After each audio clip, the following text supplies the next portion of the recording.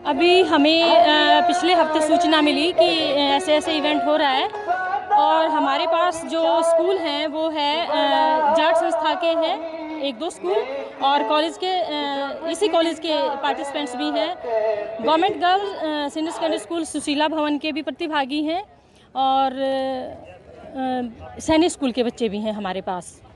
Jahazpur school के बच्चे हैं जो स्किट करेंगे पर्यावरण के ऊपर। तो हमारे पास बहुत अच्छे अच्छे इवेंट्स हैं जिनकी हम तैयारी कर रहे हैं और सीएम साहब के सामने जो आइटम होंगे अभी उनका सिलेक्शन हम कर रहे हैं। 25 मिनट का टाइम हमें मिला है तो उसके अकॉर्डिंग हम तैयार करेंगे। और ये मौका है कि जब जाट एजुकेशन सोसाइटी में सीएम साहब खुद आ रहे हैं और खुद जायज़ा लेंगे और कॉलेज को भी इसका फ़ायदा है, हमारे हरियाणा को भी फ़ायदा है। कोई भी शिक्षण संस्थान हो, किसी भी सोसाइटी का हो, अगर वो बढ़ेगा तो हमारा हरियाणा, हमारा प्रांत और फिर हमारा देश भी बढ़ेगा, फलेगा फूलेगा। तो हम एक उम्मीद करते हैं कि सीएम साहब आएंगे और हमारे बच्चों की जो प्रतिभावान बच्चे हैं उनको भी देखेंगे और जो भी शिक्षा का ढांचा है उसमें और ज़्यादा बेहतर सुधार करेंगे, ऐसी हम उम्मीद करते हैं।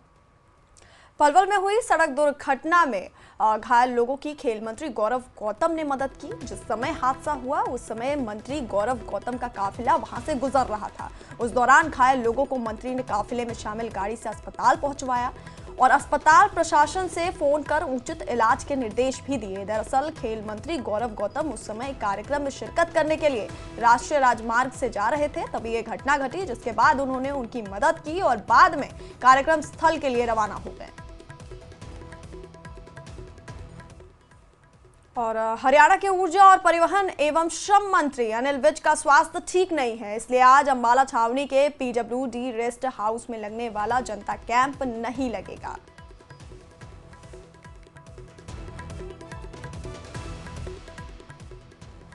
कांग्रेस नेता रणदीप सुरजेवाला ने हरियाणा और देश में खाद की कमी के मुद्दे पर सरकार पर निशाना साधा। उन्होंने कहा कि डीएपी खाद की कमी से किसान परेशान है।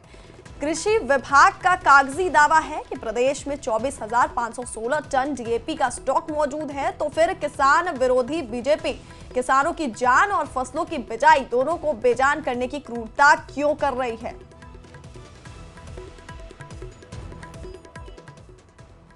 पहलवान और कांग्रेस नेता बजरंग पूनिया ने कहा कि महिला पहलवान अंतरा को इसलिए निशाना बनाया गया क्योंकि उन्होंने महिला पहलवानों के शोषण के खिलाफ हुए आंदोलन का समर्थन किया था।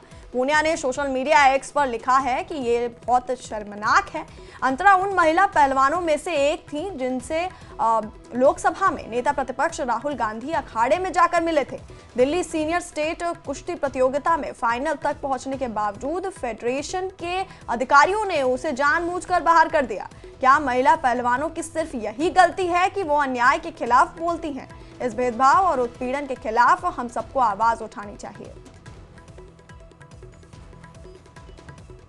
सिरसा में महाराष्ट्र चुनाव के नतीजों को लेकर कैबिनेट मंत्री रणबीर गंगवा का बयान दिया। उन्होंने कहा कि महाराष्ट्र में एनडीए को एक तरफा बहुमत मिला है। यूपी में भी कई सीटों पर उपचुनाव हुए जिनके नतीजे बीजेपी के पक्ष में रहे। जनता अब कांग्रेस के बहकावे में नहीं आने वाली है। जहां जहां कांग्रेस की हार होती है वहां वहां ईवीएम पर ठीकरा फोड़ा जाता है।